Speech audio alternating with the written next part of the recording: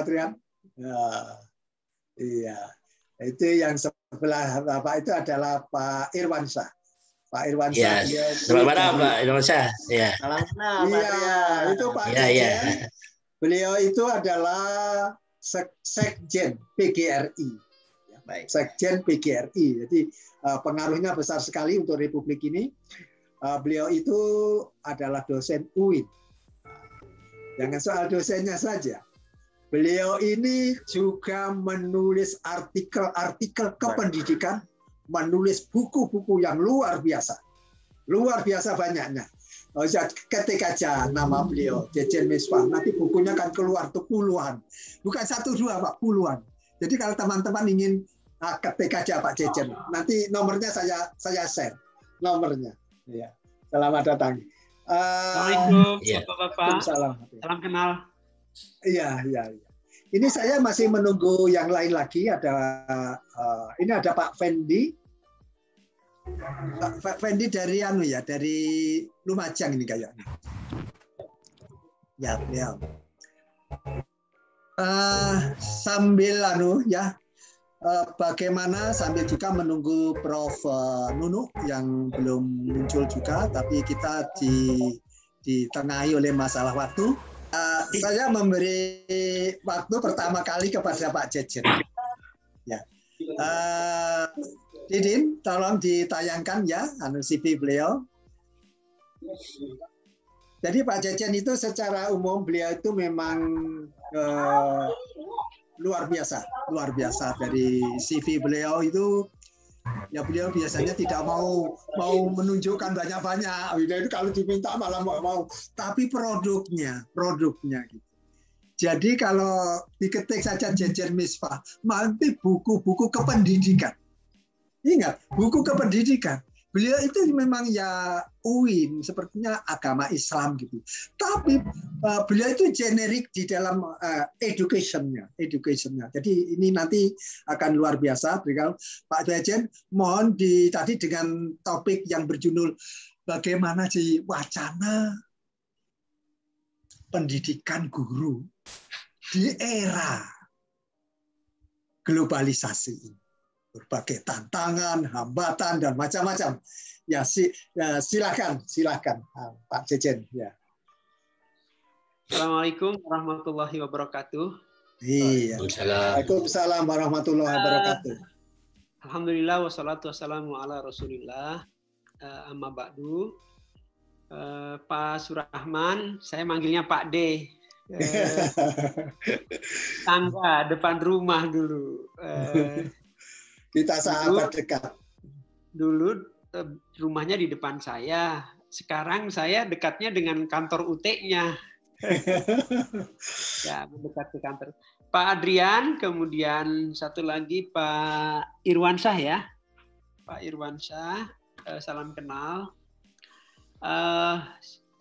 Kemudian ada Pak Fendi ya, Pak Fendi. Pak Fendi itu dari Lumajang. Beliau dari Lumajang, Pak. Salam kenal. Sebelumnya saya sehari-hari dosen manajemen pendidikan dan kebijakan pendidikan di UIN Syarif Hidayatullah Jakarta Ciputat, juga sebagai Wakil Sekjen Pengurus Besar PGRI, dan sudah 1,5 tahun menjelang 2 tahun sebagai staf ahli Komite 3 Dewan Perwakilan Daerah Republik Indonesia, kantornya di Senayan. Itu prolognya. Baik, langsung Mas ke slide selanjutnya. Jadi sebenarnya kalau kita melihat pengertian Fakultas Keguruan di dalam Undang-Undang Sisdiknas itu punya cukup tugas yang tidak mudah ya, mengembangkan ilmu.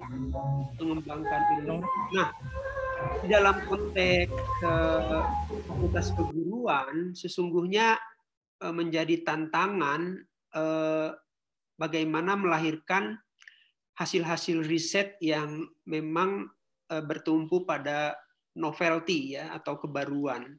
Nah, Kalau saya melihat di prodi manajemen pendidikan, pendidikan agama Islam, yang saya ketahui ya 2 saja, pendidikan agama Islam, kemudian IPS dan manajemen pendidikan yang pernah saya membimbing skripsi, dan juga melihat kinerja riset dosennya, saya kira ini Pak Rahman dan Bapak Ibu, Bapak-bapak, saya kira ini belum terpenuhi. Artinya di sini kita punya tantangan ya, satu PR yang tidak mudah mengembangkan ilmu. Kemudian kita ke slide ketiga saja, langsung ke slide ketiga. Saya melihat Pak Rahman, saya melihat kita tuh ada problem di sejak perekrutan ya, rekrutmen mahasiswa Fakultas Keguruan menurut saya ada problem di sana. Yang pertama adalah tidak dilakukannya tes minat dan bakat sebagai calon guru. Jadi bisa saja tidak minat jadi guru, ambil juga gitu ya? Ya, jadi sesungguhnya tes Fakultas Keguruan kita sudah menyimpang dari regulasi. Nah, ini. Dari regulasi. Menurut norma regulasi, Fakultas Pendidikan itu, mahasiswa Fakultas Pendidikan itu harus dites minat dan bakatnya menjadi guru. Tapi itu tidak dilakukan. Gitu. Yang kedua, saya melihat selain tes minat dan bakat, penting juga tes berbasis keilmuan prodi. Kalau di UIN Jakarta, saya kasih contoh Pak De, itu mahasiswa program studi bahasa Inggris, kemampuan bahasa Inggrisnya sangat rendah. Itu problem. Demikian juga dengan prodi bahasa Arab. Kemampuan bahasa Arabnya sangat rendah. Nah ini problem, karena memang tidak ada tes berbasis keilmuan prodi. Dan yang terakhir yang saya lihat, problem di rekrutmen ini adalah fakultas pendidikan atau keguruan itu tidak diisi oleh siswa-siswa terbaik, top 10. The best. Itu ini. Mestinya guru-guru itu mestinya adalah the best man. Jadi ya, guru itu mestinya adalah orang yang terbaik, IQ-nya tinggi, sangat cerdas. Nah, tapi ternyata dari modal kita kurang bagus juga gitu. Oke, terus Pak. Ya, itu risetnya ya. Jadi kemudian kita beralih ke persoalan proses. Ada sekitar 400-an lebih fakultas keguruan, tapi disebut oleh Menteri Muhajir sebelum Mas Nadiem, prodi atau fakultas abal-abal. Mereka adanya di ruko, mahasiswanya sedikit, tapi begitu wisuda sangat banyak. Aduh. Berarti abal-abal betul. Abal-abal. Jadi mereka kurang dosen. Kemudian dosennya tidak bermutu, mismatch. Ya, dosen alumni prodi apa mengajar apa. Fasilitas belajar, jumlah pertemuan, dan yang sangat disayangkan adalah adanya jual beli ijazah. Aduh, ini yang mengerikan sekali. Jadi dari sisi proses, Indonesia mengalami tumpukan masalah yang tidak mudah dalam konteks proses ya. Nah, ini PR kita semua ini, PR kita semua. Ya. Kemudian kita punya masalah lain. Yang ketiga, problem kelembagaan, di mana menurut undang-undang, setiap fakultas keguruan itu wajib memiliki sekolah laboratorium, lab school. Tetapi hampir 80 atau 90% fakultas keguruan yang berada di Kementerian Agama yang saya tahu itu tidak punya sekolah laboratorium. Bahkan, mohon maaf, fakultas keguruan UIN Jakarta tidak punya sekolah laboratorium yang Ya. Jadi Pak Jejen, jadi ini kan pendapat pribadi ya. Jadi saya tetap bahwa karena ini pendapat pribadi, tidak boleh institusi nanti menghukum Pak Jejen, kamu kok menentang UIN dan gitu ya. Ya, terima kasih Pak Jejen ya. Ya, tapi ini bisa dipertanggungjawabkan. Memang begitu. Iya. Kemudian di dalam undang-undang juga bahwa seharusnya ikatan dinas bisa dimungkinkan ikatan dinas seperti STAN ya, STAN seperti STAN. Sekolah apa? STAN itu sekolah apa ya? Administrasi negara. Administrasi negara. Kemudian administrasi negara. Sekolah tinggi akuntansi. Ya, sekolah tinggi akuntansi ya. Thank you. Kemudian berasrama ya, berasrama. Kemudian seharusnya menurut beberapa kasus di negara-negara bahkan ASEAN ya, bukan di negara baju, dia seharusnya juga dibatasi ya jumlah mahasiswa keguruan itu. Tidak seperti di Indonesia, dia dibuka sedemikian rupa sehingga bukan saja alumni Fakultas Keguruan, bahkan prodi non pendidikan juga boleh menjadi guru. Saya kira ini tentang PPG ya, pendidikan profesi guru. Saya melihat PPG kita masih fokus pada guru dalam jabatan. Ya, guru dalam jabatan saja itu masih separuhnya belum memiliki sertifikat, gitu. Pertanyaannya adalah, apakah PPG ini menyatu dalam kurikulum S1 sarjana pendidikan atau dia sesuatu yang terpisah? Artinya kita melihat alumni sarjana atau sarjana pendidikan itu tidak didesain otomatis menjadi guru. Mereka punya pilihan apakah ikut PPG atau tidak ikut PPG. Gitu. Nah, hal lain yang penting dalam PPG di Indonesia adalah soal kualitas sekolah atau madrasah mitra. Saya masih melihat madrasah mitra yang di mana mahasiswa PPG dititipkan itu belum ideal, sehingga mereka tidak mendapatkan bimbingan atau satu pengalaman yang akan mengencourage ya, untuk yang meningkatkan kompetensi mereka khususnya dalam praktik mengajar. Saya kira itu Pak Rahman sebagai pemantik, nanti kita lanjutkan dengan mungkin dialog ya. Makasih. Assalamualaikum. Terima kasih Pak Jejen. Ini luar biasa. Jadi kelihatannya memang sebentar, tapi cakupannya luar biasa. Selanjutnya saya akan memberi waktu kepada Pak Irwansyah. Kepada Pak Irwansyah. Pak Irwansyah, saya persilahkan gimana apa yang bisa Bapak sampaikan dalam bincang seperti ini. Ini bincang, jadi tidak ada satu atasan bawahan ya, tidak ada atasan bawahan. Ini kita sesama warga negara Republik Indonesia ingin menyumbangkan pikiran saja. Jadi menyumbangkan gimana kalau tadi yang Pak Jejen sudah menyampaikan bagaimana hambatan, dan ternyata hambatannya nggak tanggung-tanggung, segudang. Tapi nggak apa-apa, jadi kita tahu itu ya. Iya, silakan. Terima kasih Pak Rahman. Merasa terhormat saya nih di hadapan teman-teman Pak Rahman. Iya. Saya di UT. Pak JJ, menarik nih disampaikan sebelum saya masuk ke materi barangkali ya. Ini hanya pemantik dan pemicu aja gitu untuk kita mengundang berpikir lebih jauh.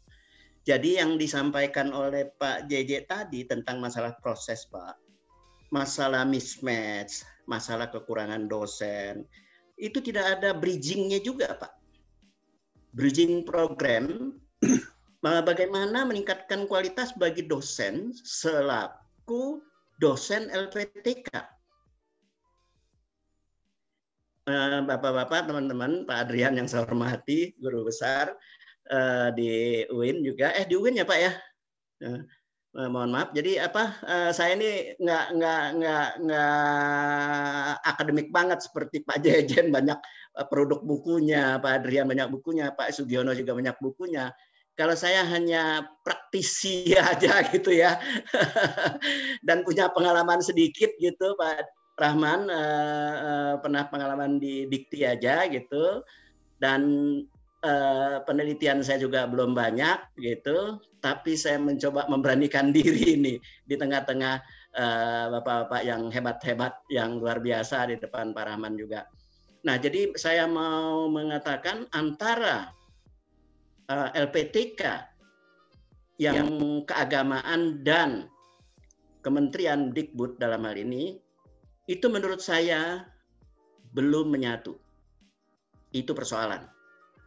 Nah, kebijakannya sebagaimana pengadaan guru SD atau SDSM-nya, baik di lingkungan Kemdikbud, baik di lingkungan Kementerian Agama ini, menurut saya ini sangat-sangat memerlukan policy, overall policy dari pemerintah, baik pemerintah pusat dalam hal ini, yang bisa diterjemahkan ke political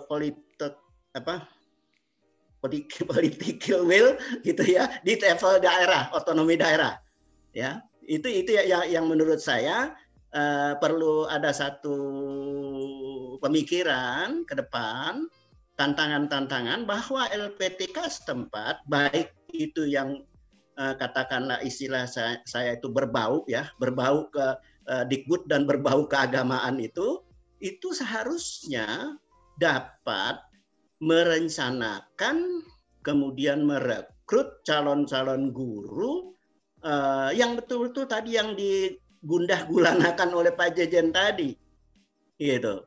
Nah, sehingga bagaimana kita bisa memenuhi yang tadi Pak Jejen bilang, ada satu negara yang membatasi jumlah pendidikan calon gurunya. Saya sepakat itu. Karena apa? Mohon maaf ya para temannya, data di Republik ini itu antara, mohon maaf, Dikdasmen, Dikti dalam hal ini yang mendidik calon gurunya dari segi prajabatannya, pre-service trainingnya gitu, itu nampaknya mismatch menurut saya. Nggak cocok, apalagi dengan data di Menpan, apalagi data dengan ada di BKN. Menurut saya data Republik ini, mohon maaf, ini perlu dikritisi buat ukuran saya, Pak Rahman, agar data ini diperbaiki. Existing datanya itu kayak apa? Gitu. Apakah misalnya kebetulan saya bertinggal dekat Komplek UT, Kota Tangerang Selatan, sama dengan Pak Jejen nih. Nah, jadi sekarang punya nggak data Dinas Pendidikan Kota Tangsel? Berapa existing data guru yang berdiri di depan kelas? Nah, ini yang mesti diprediksi, berapa orang yang akan retire. Tahun sekian itu harus ada perencanaannya sedemikian rupa untuk dididik oleh LPTK setempat. Ini enggak menurut saya. LPTK, mohon maaf ya, alumninya disebar enggak jelas. Mohon maaf, disebar tidak jelas. Misalnya begini, alumni LPTK di daerah Jakarta atau di daerah Surabaya, boleh dia pergi ke tempat yang tertentu, misalnya dalam rangka T3, itu exception, pengecualian, nggak ada masalah. Tapi yang saya mau katakan di sini, harusnya LPTK mendidik bagi calon-calon guru yang betul tadi Pak Adrian mengatakan, enggak diseleksi minat bakatnya. Setuju saya. Setuju banget. Gitu ya. Kemudian fasilitas belajarnya, lab school-nya nggak ada. Gimana menurut calon guru kok nggak ada sekolah latihan? Nah, inilah yang menurut saya dulu itu Profesor Konisi Semiawan almarhumah, dia tanggal 1 Juli kemarin, baru 3 hari yang lalu meninggal, tokoh pendidikan nasional kita. kita kehilangan. Kita kehilangan, betul, Pak Rahman. Nah itu menurut saya memang lab school dimanapun LPTK harus ada, Pak Jejen. Betul, saya sependapat itu. Untuk latihan. Satu. Yang kedua, harus ada semacam asrama. Nah, ini asrama ini yang mesti diciptakan dan sebetulnya ya di LPTK sudah ada, terutama LPTK negeri yang saya tahu. Ya. Di UIN atau IAIN-nya di IAIN setempat juga ada menurut saya, punya ada asrama. Cuman asramanya belum dikhususkan untuk calon guru. Fungsinya masih fungsi yang lain. Nah, ini persoalan. Nah, kalau saya, Pak, masalah guru PPPG istilahnya gitu ya, menyatu atau terpisah, menurut saya harusnya menyatu, integrasi.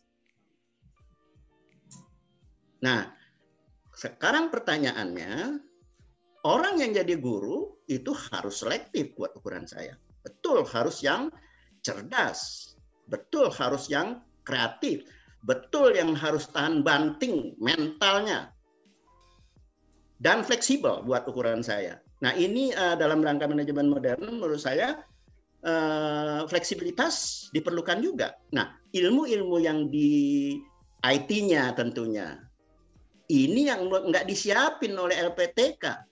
Bagaimana calon guru bisa memanfaatkan TIK-nya, ICT-nya, itu bisa memanfaatkan belajar siswanya. Ini yang masih jauh buat ukuran saya.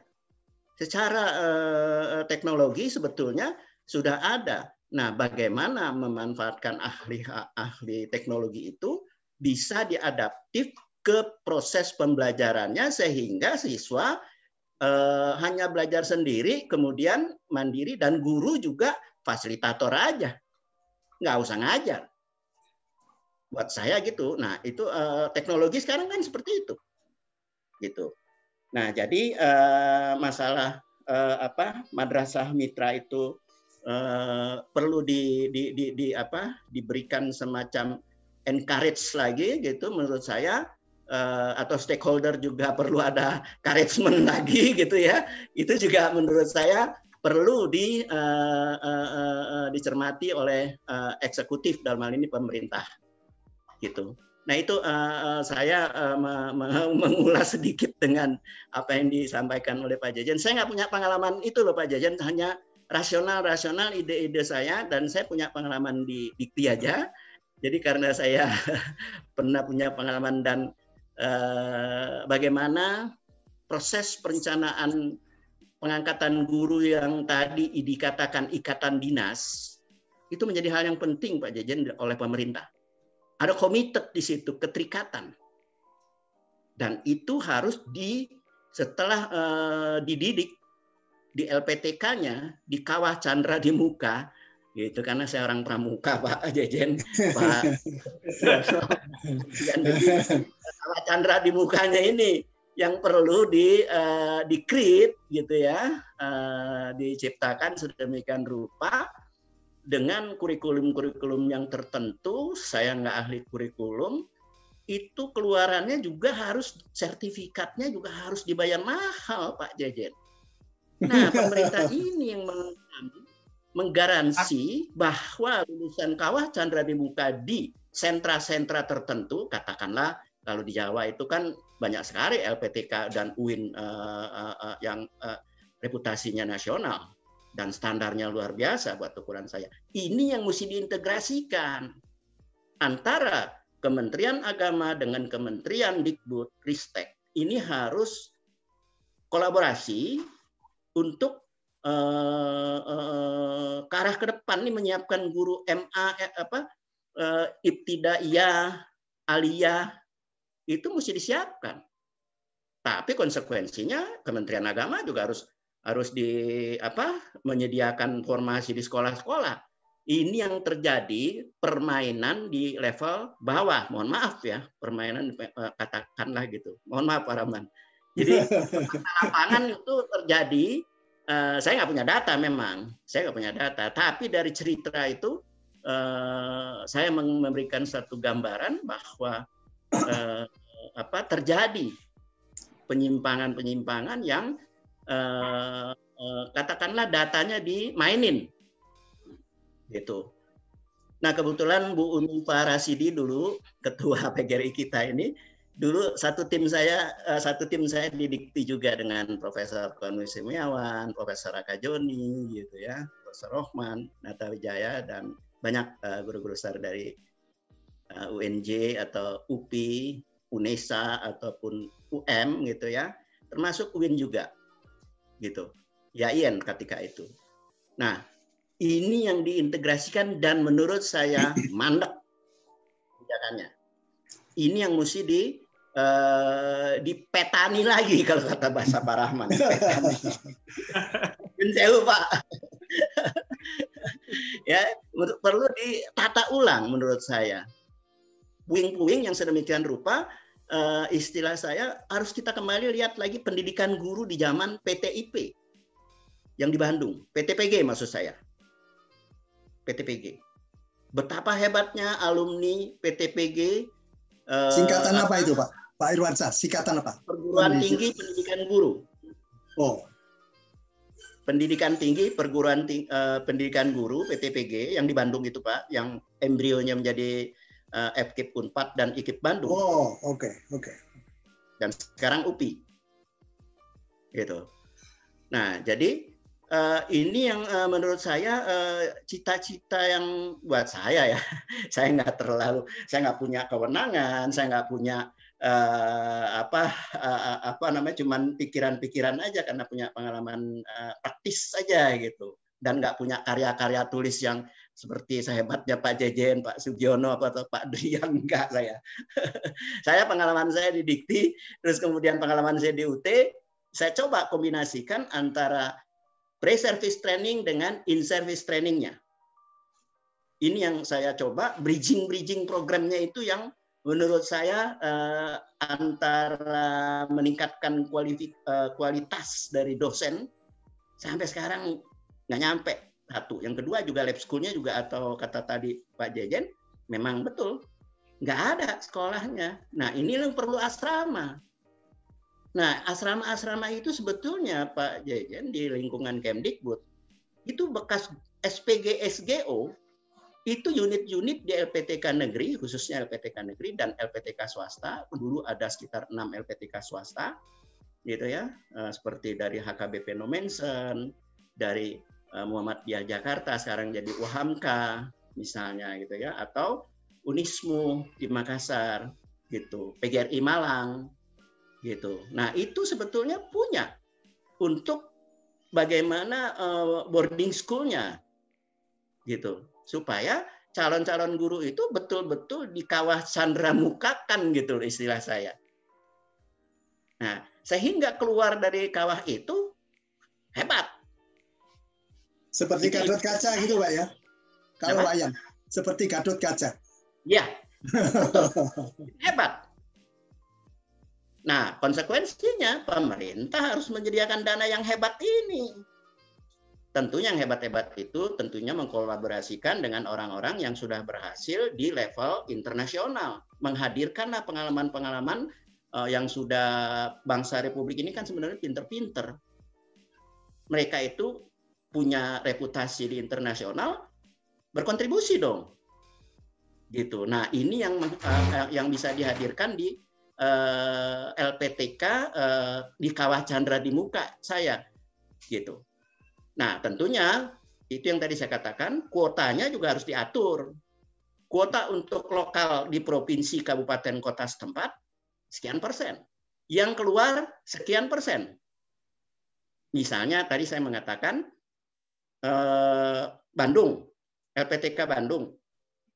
Ada LPTK swastanya juga yang diakreditasi oleh pemerintah, dalam hal ini LL Dikti 4 gitu. Ya. Nah, itu bertanggung jawab untuk merencanakan, mengadakan untuk ikatan dinas setahun, 2 tahun, 3 tahun dididik akan menempatkan posisi yang akan pensiun atau meninggal dunia. ini yang menurut saya ke arah situ. Mohon maaf terlalu jauh nih saya. Oh ya, bagus Pak Irwansyah. Sudah Pak Irwansyah? Ya, itu pengantar saya. Iya. Terima kasih Pak Irwansyah, ini terima kasih Pak Jejet. Nah ini saya akan memberi kesempatan. Profesor Holton, apakah bisa masuk? Tolong di... Halo? Didin, masuk nggak Pak Profesor itu, Holton? Masuk, Pak. Masuk. Ini di-unmute. Coba di-unmute barangkali. Saya sudah mengirim pesan untuk segera memberi masukan kepada Pak Jejen dan kepada Pak Irwansyah. Prof. Holton, nah, silakan Prof. Halo. Barangkali mau memberi masukan apa saja yang sudah disampaikan, tapi kan intinya ya kita itu perlu bersatu padu dari Sabang sampai Merauke. Bagaimana pendidikan kita itu di masa depannya itu lebih baik daripada suasana yang sekarang ini. Sebab produk dari kita ini menciptakan mahasiswa, menciptakan murid-murid itu ternyata kalau dikompetisikan di dunia, kita itu nggak menang-menang amat gitu loh. Nggak menang-menang amat gitu. Jadi kira-kira 5 menit, Prof. Holton. 5 menit saja. Oke. Ya, yang pertama saya ucapkan selamat malam. Saya berterima kasih bisa diundang oleh Pak Rahman. Bapak-bapak, Ibu yang saya hormati, sedikit yang dapat saya sampaikan apa yang sudah dipaparkan oleh bapak-bapak terdahulu. Saya sangat sepakat bahwa mari kita belajar dari sejarah penyiapan guru masa lampau. Bahwa yang pertama, kita tidak mengandalkan kemampuan kognitif semata-mata, tetapi juga sikap dari para calon-calon guru yang akan kita persiapkan. Nah, sayangnya sekarang di seleksi mahasiswa baru khusus untuk calon-calon guru, kita belum melihat adanya ke arah seleksi sikap dan nilai. Padahal sikap dan nilai adalah kompetensi yang harus dimiliki oleh calon-calon guru. Supaya nanti dia benar-benar menjadi orang yang bisa digugu dan ditiru. Kemudian yang kedua adalah saya sepakat bila di setiap LP3 itu memiliki lab school. Sebab bagaimana mungkin kita bisa mencetak seorang pemain bola sementara lapangan bolanya kita tidak punya. Saya sering begitu mengatakan di acara-acara forum-forum begini. Jadi kita tidak bisa mencetak pemain bola yang handal, lapangan saja kita tidak punya. Jadi saya sangat-sangat sepakat dengan bapak-bapak terdahulu. Yang berikut, di tahun 2006, 2007, Dikti pernah memiliki program yang namanya PGSD Ikatan Dinas. Ini penyiapan calon-calon guru secara terintegrasi antara pendidikan akademik dan pendidikan profesi. Jadi akademik itu kita didik 4 tahun, setelah itu mereka 1 tahun kita didik profesi. Ya kayak PPG lah sekarang. Jadi di situ zamannya Pak Prof Samani rasanya. Saya ingat dari Surabaya ketika itu Pak Prof Samani di Dikti hanya 1 gelombang periode itu. Dan para lulusannya khusus untuk Kalimantan Tengah ada 275. Saya senang melihat lulusan itu. Mereka dapat bersaing sekarang rata-rata jadi kepala sekolah. Karena saking hebatnya itu. Jadi mereka diasramakan Pak Surahman. Jadi hidup di asrama dengan pendidikan karakter, dengan life skill kita berikan di asrama selama 4 tahun itu. Di situ kita berikan selain pendidikan akademik, karakter juga kita bina. Kemudian sebagai contoh misalnya ada kegiatan keagamaan, ada kegiatan pidato, ada kegiatan debat ilmiah. Jadi penuh kegiatan di asrama itu. Sehingga ketika mereka keluar jadi guru, mereka itu adalah orang-orang yang handal. Jadi keluar dari kawah Chandra di muka tadi. Saya pikir itu Pak Surahman, mari kita intinya menengok sejarah lama, luar kemudian biasa. Apa yang pernah kita lakukan yang terbaik selama ini. Intinya saya sepakat. Bahwa selain kognitif, sikap adalah harus kita tonjolkan. Minat dan bakat harus kita tonjolkan. Jadi, sekian, terima kasih Pak. Selamat malam. Terima kasih Prof. Holton ya. Jadi walaupun ada 2 profesor lain mengirimkan pesan kepada saya, 2 profesor lain, satu Profesor Nunuk dari UNJ dan Profesor Sofyan dari Jember, kedua-duanya dalam kondisi kurang bagus, harus ke rumah sakit. Jadi semoga beliau cepat sehat kembali.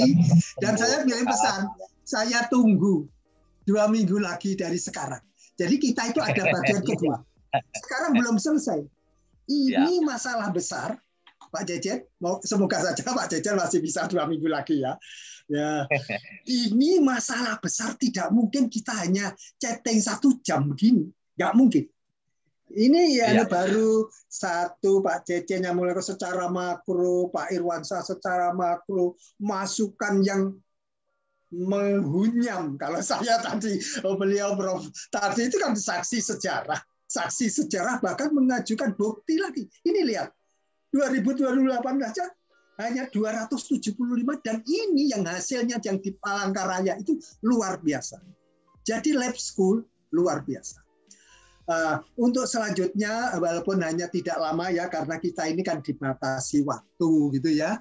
Dan Pak Jejen dan Nani juga, jangan khawatir, kita masih ada bagian kedua dan bagian ketiga, mungkin bagian keempat, bagian kelima dan seterusnya. Sampai kita itu ada rasa kepuasan dan ada tepuk tangan dari seluruh Republik ini bahwa kita memang perlu perubahan. Terima kasih Prof. Saya silahkan kepada Pak Sugiono, 5 menit saja ya. Terima kasih Pak Sugiono. Beliau pakar pendidikan dari Bangkalan yang sudah malang melintang, termasuk di eksekutif juga. Jadi di Kabupaten Bangkalan beliau itu luar biasa, ngurusi koperasi sampai sekarang pun beliau ini meluangkan waktunya setiap minggu, setiap hari Sabtu malam itu mengajarkan fonologi Madura. Tapi sabar dulu setelah selesai ini. Silakan Pak Sugiono, 5 menit saja. Ya, selamat malam para bapak-bapak, para profesor, khususnya guru saya. Saya sesungguhnya sudah selesai pekerjaan dulu yang berkecimpung di dunia pendidikan. Seperti Pak tadi disampaikan bahwa kita ya praktisilah paling tidak semacam itu. Nah, dari pengalaman lapangan, saya sangat sependapat sesungguhnya tadi beberapa pendapat yang disampaikan itu. Tapi saya coba mengupas dari pengalaman saya pernah terjun di dunia pendidikan dasar dan pendidikan menengahnya. Tatkala guru-guru itu ada rekrutmen, kemudian mereka sudah jadi guru, dan saya merasakan bahwa Indonesia itu begitu luas. Dan Madura ini juga begitu luas, sampai ke pelosok. Rasanya apa yang kita bicarakan tadi tentang PPG, tentang LP3 sebagainya, belum sampai ke sana. Sehingga guru yang ada di lapangan itu ya seadanya, asal ada. Problema awal itu memang bagaimana sekolah itu pada saat berdiri pertama. Pemerintah daerah itu akhirnya mengizinkan sekolah itu berdiri. Ada 2 masalahnya. Kalau tidak diizinkan berdiri, siapa yang akan mendidik anak-anak yang ada di pelosok-pelosok itu? Sehingga menjadi banyak mereka tidak buta dalam pendidikan lah, apa dasar atau menengah. Kalau diizinkan, loh, dari mana guru-gurunya ini? Sedangkan di satu sisi pengangkatan guru itu juga terbatas. Yang akan diangkat terbatas, prodi yang diangkat itu apa yang dibutuhkan juga tidak menjangkau. Sehingga dipaksakan sekolah itu berdiri dengan guru seadanya. Jangan bertanya bagaimana di lab school-nya, pendidikannya saja sudah tidak sesuai mereka. Itu satu. Nah, saya tertarik tadi oleh Pak Irwan mungkin Pak Jejek ya, yang menyatakan bahwa masih banyak perguruan tinggi mungkin yang lulusannya abal-abal dan sebagainya, termasuk ya berbicara masalah di swasta mungkin ini. Nah, saya juga menyoroti tentang akreditasi BAN PT ya mungkin terhadap perguruan tinggi itu. Ya mereka kok bisa dapat nilai bagus-bagus lah begitu. Saya juga nggak tahu dari mana ngukurnya. Padahal perguruan tinggi itu labnya juga mungkin terbatas dari prodi yang diharapkan itu. Yang kedua, terus saja banyak perguruan tinggi bahkan sekolah menengah, khususnya menengah kejuruan yang ada ya, itu tidak sesuai yang dibutuhkan oleh lingkungan lokal. Nggak ada. Mereka kalau sudah jurusan TKJ, teknologi komputer dan jaringan, rata mereka sebagai jaringan. Padahal masih butuh jurusan-jurusan lagi, prodi-prodi yang lain. Di perguruan tinggi pun semacam itu. Di sebuah kabupaten itu perguruan tingginya, ya keluarnya itu PPKN, matematika, bahasa Indonesia, tidak ada yang lain. Tatkala diangkat, mereka jurusan itu yang akan diangkat. Padahal di sekolah menengah, di sekolah pendidikan dasar itu membutuhkan orang-orang yang sesuai dengan kebutuhan lingkungan, kebutuhan kerja dan sebagainya, semacam itu. Itu satu. Nah, saya tidak bicara proses bagaimana guru diangkat, bagaimana guru itu akan dididik di sebuah perguruan tinggi. Tapi sekarang yang menjadi masalah itu adalah yang sudah ada ini. Mau digimanakan, Pak? Sekarang ini loh. Kita tahu saat sekarang masa globalisasi ini membutuhkan guru handal. Kita sekarang sudah dijajah, diinvasi oleh koloni yang namanya iptek itu.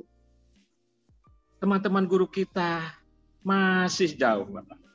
Masih banyak mau dipotong bagaimana guru yang sudah diangkat, sudah puluhan tahun, tapi dia tidak melek tentang iptek itu. Sama sekali.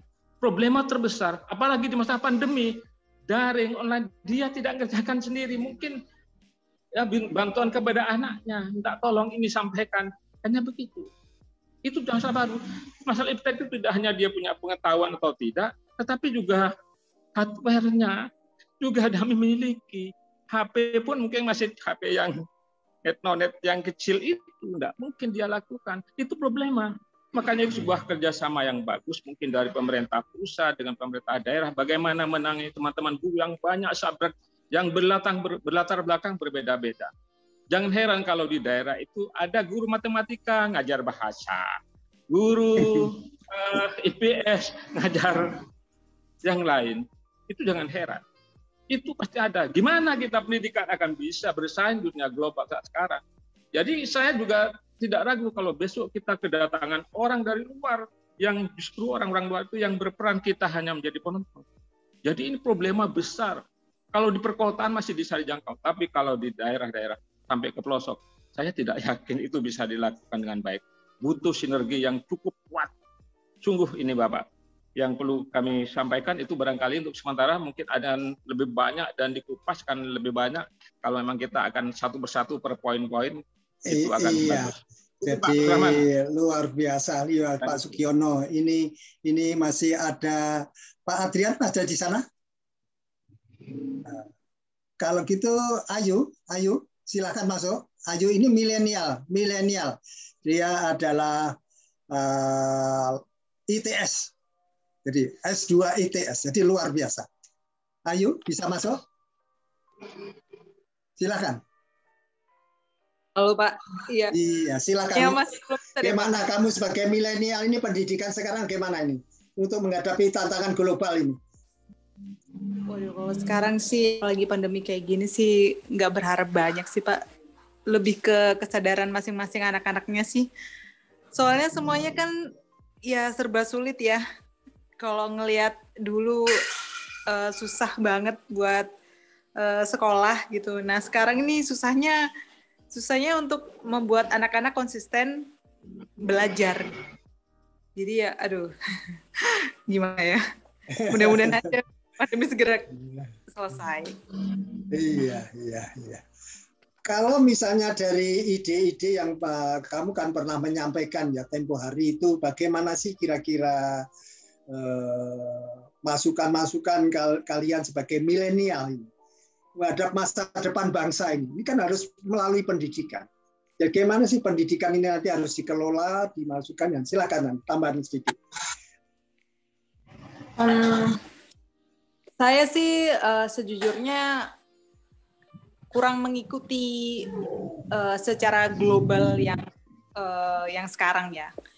Cuman kalau sekarang saya lebih berkecimpungnya ke anak-anak yang apa ya, yang golden age gitu loh Pak. Oh oke, saya nangkap. Iya terima kasih Ayu, Pak Adrian. Saya kirakan paling nggak 5 menit. Silakan Pak Adrian memberikan masukan kepada kami ini, dan ini akan didengarkan oleh seluruh Indonesia, bahkan mungkin seluruh dunia, karena Indonesia itu banyak yang di luar negeri juga. Silakan Pak Adrian. Didin, Pak Adrian bisa masuk? Din? Bisa. Oh ya, coba di-unmute. Sudah. Ini masih proses. Oh, mungkin iya. masih belum siap, Pak. Oke. Iya, jadi Bapak-bapak dan dengan teman-teman semua ini ada yang langsung mendengarkan ya. Tidak kelihatan masuk di sini, tapi teman-teman kita ini ada di ngintip-ngintip di belakang layar. Saya tahu mereka itu ngintip-ngintip di belakang layar, dan dari saya juga bisa melihat sih dari sini, tapi ya kalau beliau agak kadang-kadang mengirim SMS ke saya belum memberi masukan. Nah, jadi tapi nggak apa-apa. Jadi ini Pak Jejen, Pak Irwan, pertemuan kita malam ini belum selesai. Tapi masukannya tadi kan banyak tadi. Masukannya banyak. Jadi yang dimasukkan dari Profesor Holten, masukan dari Pak Sugiono, itu masukan yang menggunyam, betul-betul menggunyam. Bukan masukan tipis-tipis, tapi itu adalah fakta yang harus dikerjakan. Dan kalau kita tidak mengerjakan, apa benar nanti 10 tahun lagi guru-guru itu diimpor? Guru-guru itu diimpor dari Malaysia, dari Vietnam. Apa kita nggak nangis? Ini banyak profesi yang mereka sudah ambil. Jadi sebagai warga negara Republik Indonesia, yang mumpung kita masih ada kesehatan, kita bisa memberikan sumbangan pikiran. Rekaman ini akan dalam waktu kurang dari 12 jam akan saya kirimkan ke semua teman-teman. Kurang dari 12 jam dalam bentuk YouTube. Jadi kalau bapak-bapak dan ibu-ibu atau siapa saja ingin mendengarkan kembali siaran podcast kita, maka dicari di YouTube, terus S. Dimyati, ingat ada S. Dimyati, huruf kecil saja, podcast, PODCAST. Terus diklik yang search-nya itu. Insya Allah itu keluar semua. Jadi akan keluar semua, Bapak bisa mengikuti apa yang belum diikuti. Nah, tapi memang secara nasional kita ini memulainya dulu itu dari lingkup kecil, Pak Holten, Prof. Holten. Kami memulai dari Jawa Timur dulu. Tapi kadang-kadang ya nggak apa-apa, karena dari Jawa Timur itu ada ide-ide besar yang bisa diambil. Ya. Jadi kita jangan berpikir sempit. Mari kita berpikir nasional. Jadi kalau tadi ada cerita rakyat daerah gitu ya, kita nanti bisa meniru itu. Jadi kami berhasil menyusun cerita rakyat itu dalam semua bahasa, Pak. Nah, jadi bahasa daerah itu bahasa Indonesia plus bahasa lain. Jadi kalau orang Meksiko membuka bahasa daerah bahasa Indonesia plus bahasa Meksiko. Ada orang Perancis, dia juga melihat bahasa daerah, bahasa Indonesia, dan bahasa Perancis. Ada orang Arab, keluar bahasa Arab. Ada orang Cina, bahasa Cina. Jadi ini yang pertama di dunia. Jadi kita syukuri, itu miliknya Indonesia. Jadi kalau nanti ini mau mengikuti silahkan, bahwa sebentar lagi ini akan kita tutup. Pak Jejen, Pak Irwansyah, Prof. Holten, kita pertemuan ini dengan mengucapkan terima kasih yang sebesar-besarnya. Saya orang swasta, tidak punya apa-apa. Satu-satunya bahwa inilah ucapan terima kasih kami kepada bapak-bapak yang ada ibu tadi juga, dan mungkin juga bapak-bapak dan ibu-ibu yang hanya mengintip dari belakang, ya, mengintip dari belakang, dan juga nanti yang akan mendengarkan. Tolong nanti diberi like gitu ya, supaya nanti ini makin cepat. Soalnya ini sudah masuk ke YouTube. Artinya dengan YouTube, kemudian SDM Yati Podcast, itu langsung keluar semua. Jadi ini nanti bapak-bapak yang ada di sini, siaran langsung ini, seperti ini, bapak itu suaranya direkam, dan akan didengarkan seluruh dunia. Jadi tidak harus hanya 1 jam ini. Semoga apa yang kita berikan pada saat ini bermanfaat bagi kita semua. Secara agama mungkin menjadi amal baik kepada Tuhan Yang Maha Kuasa. Secara republik, semoga ini bermanfaat untuk kebangkitan Republik Indonesia menjadi the next superpower. Terima kasih. Selamat jumpa dan sampai ketemu yang akan datang. Dan Pak Sugiono silakan untuk mengambil alih sebagai narasumber. Yang lain saya persilakan off. Ya. Terima kasih. Terima kasih Pak Rahman. Terima kasih. Ya. Assalamualaikum, sampai ketemu lagi ya. Ya, sampai ketemu lagi kapan-kapan ya. Insya Allah 2 minggu lagi. Ya, 2 minggu lagi. Siap-siap. Terima kasih Pak Rahman. Izin. Terima kasih Pak. Pak Rahman. Terima kasih Pak Irwansyah. Ya.